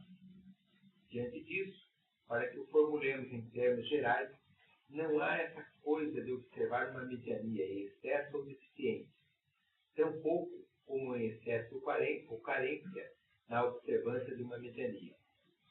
Vamos lá, continuamos. Não devemos, contudo, nos satisfazermos com o exprimir dessa definição geral, devendo sim demonstrar que se aplica aos fatos particulares. No âmbito do discurso racional prático, embora princípios universais tenham uma aplicação mais lata ou uma aceitação maior, aqueles que cobrem uma parte particular têm um grau maior de verdade, uma vez que a conduta se relaciona com fatos particulares, estando nossas teorias obrigadas a se harmonizarem com elas. Tomemos esses fatos particulares, virtudes particulares do quadro descritivo. O quadro descritivo não tem, porque, na verdade, está na outra ética. Eugênica, tá? Que não. Então, aqui o que tem é o seguinte: foi feita aqui uma tentativa de reproduzir o quadro, para vocês guardarem aí nos documentos de vocês, né? Então, na outra ética tem um quadro. Então, aqui supõe-se que na aula Aristóteles tem dizer, olha, então agora eu vou fazer isso que eu fiz com vocês nesse momento agora. Entendeu? Distribuir o quadro um quadro de referência. É isso que Aristóteles fez quando deu essa aula há 2.400 anos e que ficou registrado aqui. Então, isso que vocês vão ler agora está adaptado aqui. Quer dizer, aqui não está bem como está aqui, porque eu peguei as 3 fontes e fiz uma adaptação de linguagem, tá? Está aí, né? Então, vamos lá, tá? Então, se a gente olhar um pouquinho aqui para o quadro, olha só. O que é a mansidão? Mansidão ou brandura. É a via média entre a iracúndia e a impassibilidade. Então, o sujeito que é brando, é aquele que não é nem muito bravo, portanto irado, e nem um banana, que é o impassível, que é o sujeito assim, mosca-morta. O que é a coragem? A coragem é o meio termo entre a temeridade e a covardia. A temeridade é aquele sujeito que faz coisas despropositadas, né? Sai de peito aberto contra um exército gigantesco. E a covardia é aquele que fica escondido debaixo da cama. Então a coragem está no meio. A amistosidade, o que é? É a via média, portanto, o ponto médio entre a adulação, quem é excessivamente amistoso é puxa-saco, né? E a misantropia, é o sujeito que detesta tanto os outros que não fala com ninguém. O que é a temperança? É o caminho entre a intemperança, ou seja, a glutonice, os exageros, né, em geral, e a insensibilidade, que é uma expressão que Aristóteles aqui está quase inventando, para aquela pessoa inapetente, para quem nada interessa, para quem não quer nada. O que é a justa indignação? É aquilo que está entre a inveja, ou seja, quando você está indignado porque você, no fundo, queria receber o mesmo benefício que o outro recebeu, por exemplo, você está indignado com alguém que ganhou o prêmio Nobel. Então, Uma coisa é, de um lado tem a inveja e do outro lado o despeito, que é a dor de cotovelo. Então, essas duas coisas nos extremos, no meio você acha a justa indignação. Justiça é a via média entre o ganho excessivo e a perda excessiva. Isso é justiça. Aqui, justiça ele não vai falar muito por enquanto, sabe? Liberalidade. O que é liberalidade? Eu botei aqui a explicação para não ter confusão. Saber dispor de grandes valores. É a via média entre a prodigalidade, o pródigo é aquele que distribui dinheiro, e a avareza, aquele que na saída da boate dá uma pedra de gelo para o garçom tomar uísque. Assim, ó, eu preciso tomar uísque, dá uma pedra de gelo.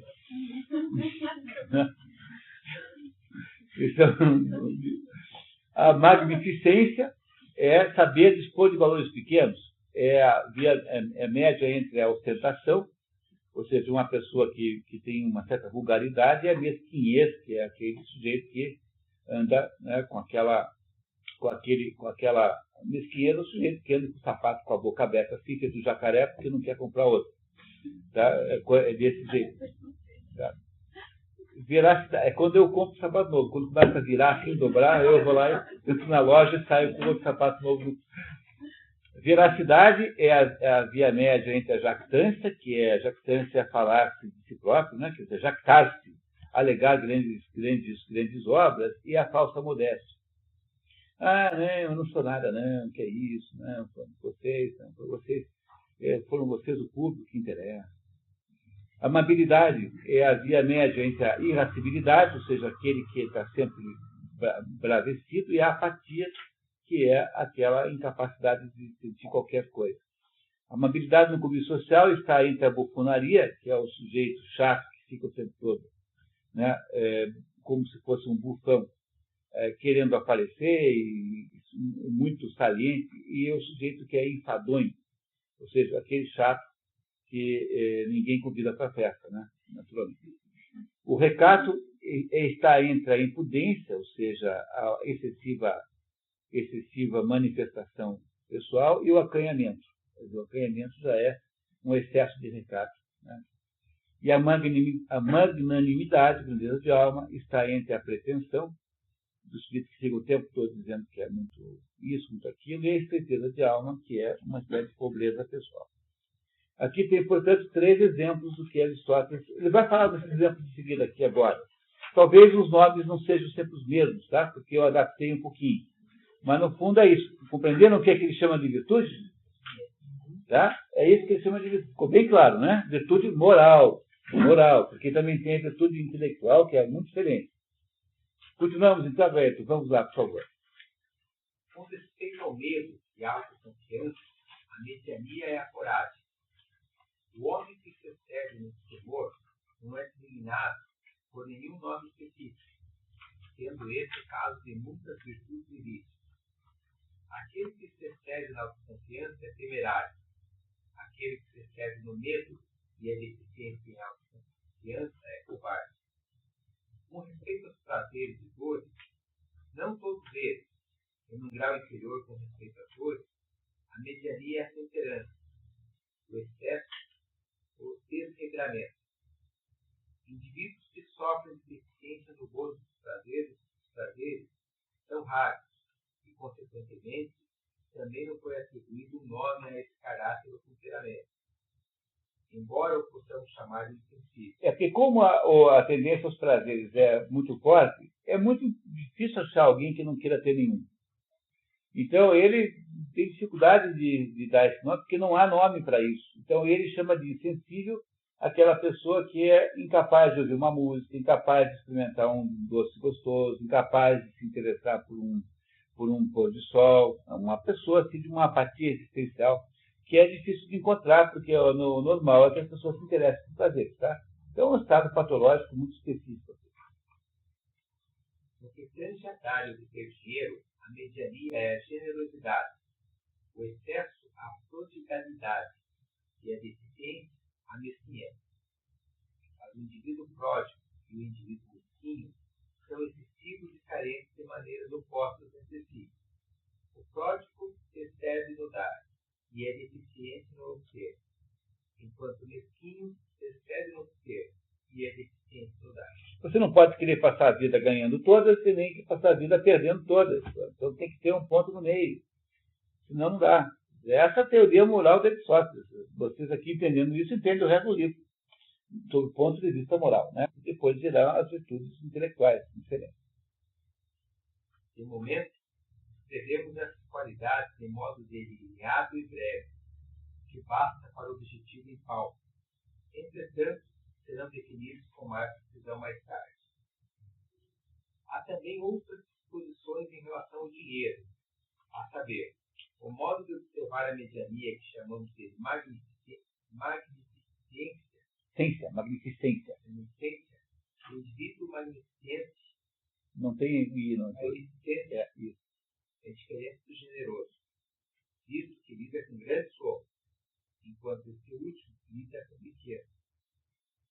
O excesso que chamamos de insipidez ou vulgaridade e a deficiência que chamamos de torpeza não são idênticas à generosidade e aos vícios que lhe correspondem, mas a forma em que diferem será tratada posteriormente. Portanto, a honra e a desonra, a mediania é a grandeza de alma, o excesso, uma espécie de vaidade, como poderia ser denominada, e a deficiência, a pequenez de alma. E tal como dissemos, se a generosidade é conexa à magnificência, esta diferindo por estar vinculada a pequenas somas de dinheiro. Há também uma certa qualidade relacionada à grandeza de alma, no que diz respeito a grandes honras, ao passo que essa qualidade mesmo a concerne a pequenas honras, uma vez que é possível aspirar a honras menores da maneira certa, ou mais do que é certa, pelo menos. Aquele que se excede nessas aspirações é chamado de ambicioso. Aquele que delas carece, não ambicioso. O caráter mediano, entretanto, não tem nome, sendo que as disposições desses indivíduos também carecem de nome, salvo pelo fato daquela do indivíduo ambicioso ser chamado de ambição. Consequentemente, as pessoas que se acham nos extremos reivindicam a posição mediana. E, de fato, nós mesmos, às vezes, classificamos o indivíduo mediano de ambicioso e, às vezes, de não ambicioso. Por vezes, louvamos alguém por ser ambicioso e, por vezes, por não ser ambicioso. O que fazemos é algo que será discutido mais tarde. Por ora, devemos classificar as virtudes e vícios restantes dentro da linha que estabelecemos. Ele está dizendo que algumas virtudes podem ser boas ou más, independentemente da situação. Ele não vai explicar isso agora, mais tarde ele explica, tá? Então tem uma voz de confiança aqui, olha só. Continuamos, vamos até o fim desse capítulozinho, até a página seguinte, pessoal. Vai tomar mais 10 minutos no máximo. Quanto à ira, também temos excesso, deficiência e mediania. Esses estados são virtualmente iluminados, mas como chamamos uma pessoa de caráter mediano de branda, sabemos a mediania de brandura, enquanto no que respeita aos extremos, chamemos aquele que se excede de irascível e seu vício de irascibilidade, e aquele que é deficiente em ira de desalentado, não irascível, e a deficiência de desalento, não irascibilidade.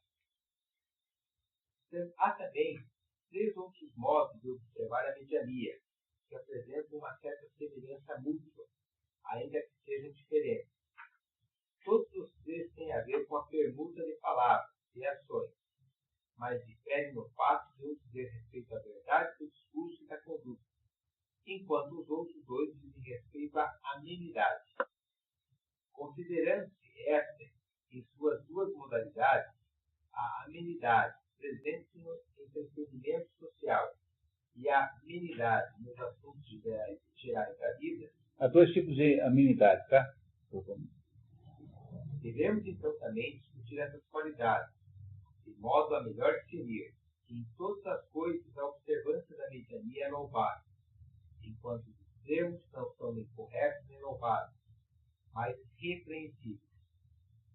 A maioria dessas qualidades não tem nome, mas nesses bens, como nos demais casos, devemos nós mesmos procurar criar nome para elas, para efeitos de clareza e para aquilo que queremos dizer possa ser facilmente acompanhado.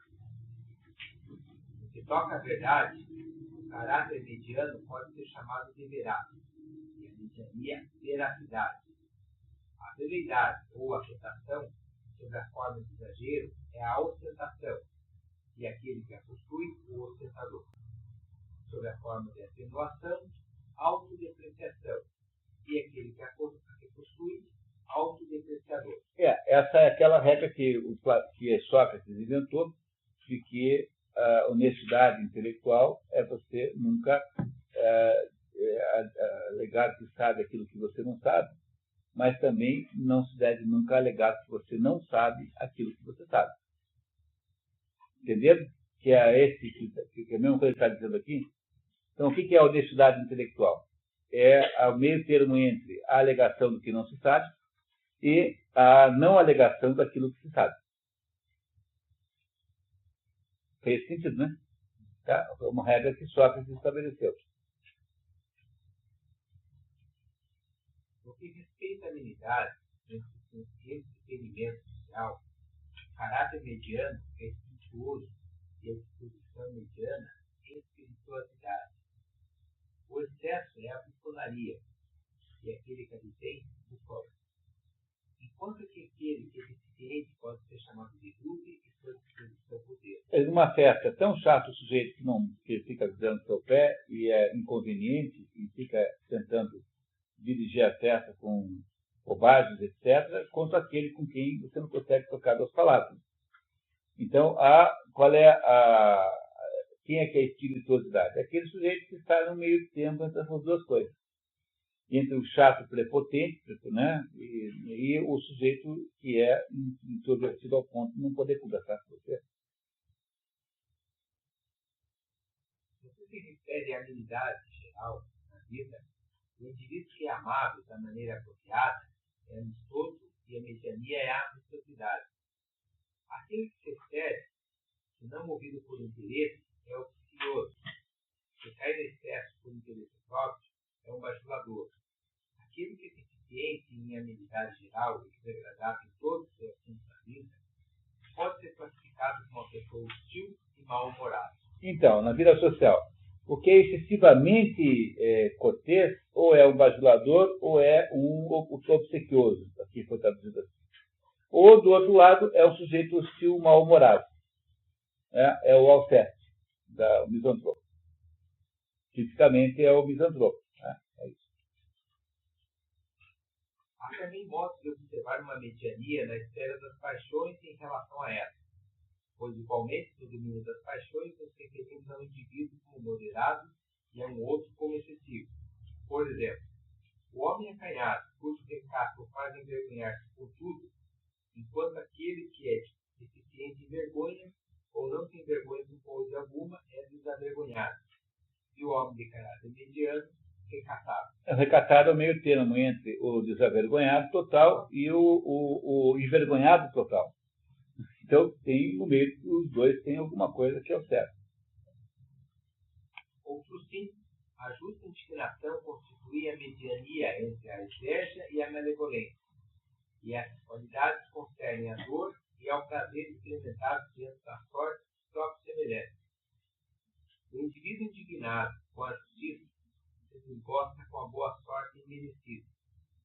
O indivíduo invejoso, ou ciumento, vai além dele e se desgosta com toda a boa sorte dos outros, ao passo que o indivíduo malevolente é tão deficiente quanto a desgostar que realmente se regozija diante do infortúnio e outro. Essa é aquela explicação, porque quando você pergunta para o mineiro como é que estão as coisas, ele sempre responde mais ou menos. Porque se ele responder que vai bem, se ele responde que vai mal, o outro fica contente. E se ele disser que vai bem, o outro pede dinheiro emprestado. Entendeu? Por isso que em Minas, a regra número 1 é sempre dizer mais ou menos. Quando você pergunta se vai bem, mais ou menos. Por essa regra aqui, é uma regra aristotélica. Entendeu? Você vê como Aristóteles tem mais influência do que você imaginou, né? Foi mais longe do que você imaginou. Continuar. Haverá, contudo, oportunidade para analisar essas qualidades em outra parte. Não a do mineiro, tá? Outra. Depois dela, trataremos da justiça, distinguindo os seus dois tipos, já que ela encerra mais de um sentido, demonstrando de que forma cada um constitui um modo de observar a mediania. De modo análogo, trataremos das virtudes lógicas. Pode ler embaixo ali, por favor. Lógico, Areton. ou seja, as virtudes intelectuais. O acréscimo entre as chaves é considerado inautêntico por certos helenistas, como Grécia, que argumenta que em nenhuma outra parte da ética de Roma as virtudes intelectuais recebem essa denominação. Além do que, para Aristóteles, a doutrina da mediania não se aplica às virtudes intelectuais, mas só às morais. O segundo argumento de Grécia nos parece peremptório. Peremptório significa decisivo. Peremptório é a qualidade daquilo que é objetivamente e claramente declarado. Assim. E aí nós paramos aqui hoje, pessoal. Não deu para terminar o capítulo inteiro, mas fomos para até o fim. E aí nós começamos aí no nosso próximo encontro, desse ponto em que nós paramos aí e vamos em frente. Eu acho que o Aristóteles está sendo capaz de nos explicar isso, né? Você não tem essa impressão? Nós estamos aí realmente entendendo. Mas por causa da tradução, né? Parafraseada é mais fácil mesmo. Então é isso, né, pessoal? Daqui a 15 dias, pulamos mais uma semana. Nesse mesmo bate-local, nós vamos continuar aí na nosso caminho aí na direção aí de compreender a ética de Roma. É isso? Então tá bom, até lá, né?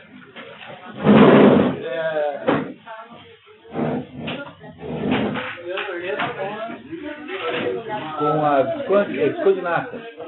Passou ali a escodinata, você, logo à esquerda, assim, tem uma livraria católica ali, do lado da livraria, uma igrejazinha pequena. Não tem como errar.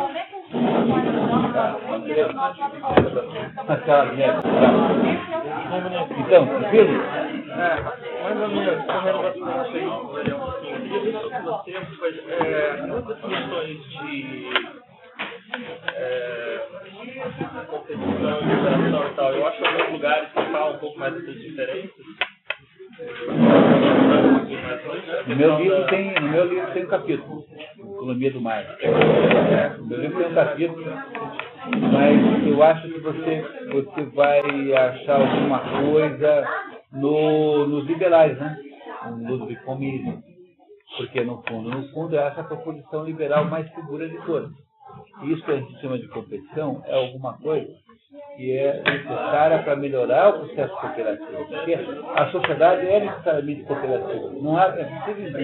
É impossível conceber uma sociedade cooperativa. Não é? Como os marxistas precisam vender a ideia do conflito social como sendo a base da história, e aí ele criou essa ideia de competição. Tal como alguns... Na verdade, ela é um motivador do mesmo modo que os caribus lutam entre si pela sêmea, os fabricantes não sei o que lutam entre si pelo quem ganha. Porque se você não tiver isso, o que você tem? Você tem uma economia absolutamente competente. É muito melhor ter a General Motors e a Ford do que ter a General Everything.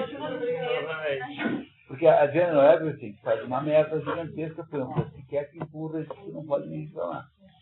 Então,